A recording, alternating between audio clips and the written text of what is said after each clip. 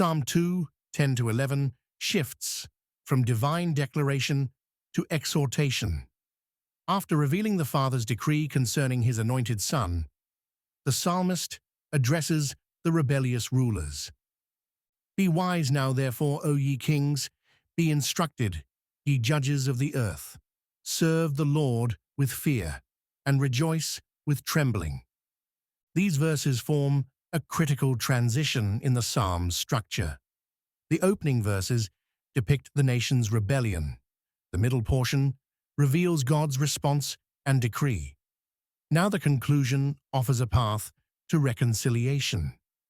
The word, therefore, signals that what follows represents the logical response to everything already established. Since God has installed his king on Zion's holy hill, and since all opposition will prove futile, the only reasonable course is submission. The psalmist addresses kings and rulers of this earth, the very figures who conspire against the Lord in the psalm's opening verses. This direct confrontation shows remarkable boldness. These weren't just abstract theological concepts, but urgent warnings to specific individuals wielding earthly power. The message cuts across political, cultural, and religious boundaries. All human authorities stand accountable to divine sovereignty.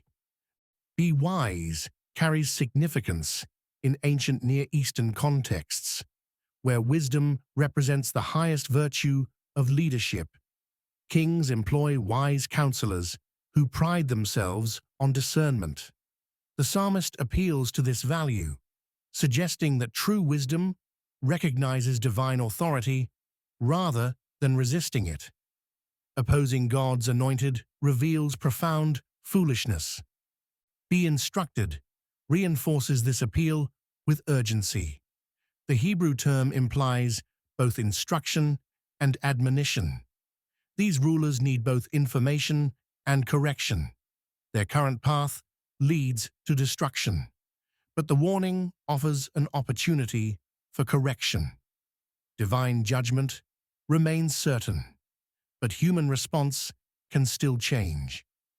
The exhortation continues with two parallel commands: serve the Lord with fear and rejoice with trembling.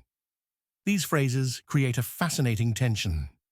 Service implies submission, while rejoicing suggests celebration. Fear and trembling acknowledge divine holiness, while service and rejoicing reflect a close relationship. The psalmist didn't just call for grudging capitulation, but for wholehearted devotion, characterized by reverence and delight. Serve the Lord counters the rebellion described in verse 3. Let us burst their bonds apart and cast away their cords from us. The rebellious seek independence from divine authority. Wise men recognize that true freedom comes through submission to God's rule. The Hebrew term for serve carries connotations of both worship and obedience. This wasn't just external compliance, but wholehearted devotion. The phrase "with fear" emphasizes reverent awe rather than terror. This fear recognizes the vast disparity between divine perfection and human limitation.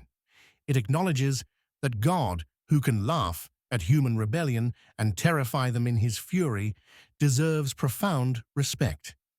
The parallel phrase "rejoice with trembling" creates a striking paradox.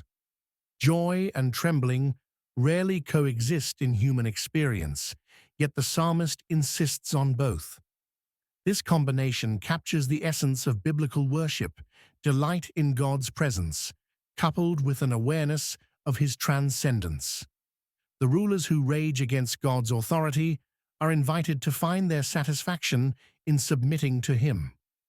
For Christians, these verses find fulfillment in the gospel invitation.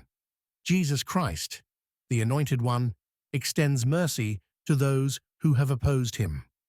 The path from rebellion to reconciliation remains open through repentance and faith.